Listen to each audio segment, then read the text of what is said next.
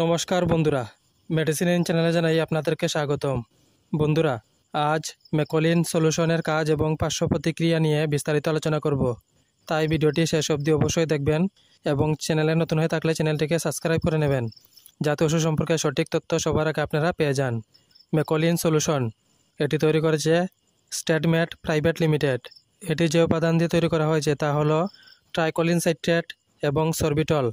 এটি 200 ml প্যাকিংয়ে পাওয়া যায়। মেকোলিন সলিউশন ফ্যাটি লিভার রোগ এবং হেপাটোটক্সিসিটির মতো অন্যান্য লিভার সম্পর্কিত ব্যাধিগুলির চিকিৎসা এবং প্রতিরোধের জন্য ব্যবহৃত হয়। মেকোলিন সলিউশন মাঝে মাঝে কোষ্ঠকাঠিন্য, ক্ষুধাহ্রাস এবং বদহজমের উন্নতিতে সহায়তা করে।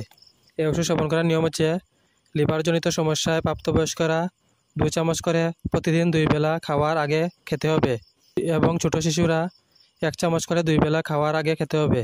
এছাড়া কোষ্ঠকাঠিন্যের মতো সমস্যায় এই ওষুধ সেবন করার নিয়ম হচ্ছে, প্রাপ্তবয়স্করা 3 চামচ প্রতিদিন সকালে খালি পেটে খেতে হবে এবং ছোট শিশুরা 1 থেকে 2 চামচ করে প্রতিদিন সকালে খালি পেটে খাওয়ার পরামর্শ দিয়ে থাকেন চিকিৎসক।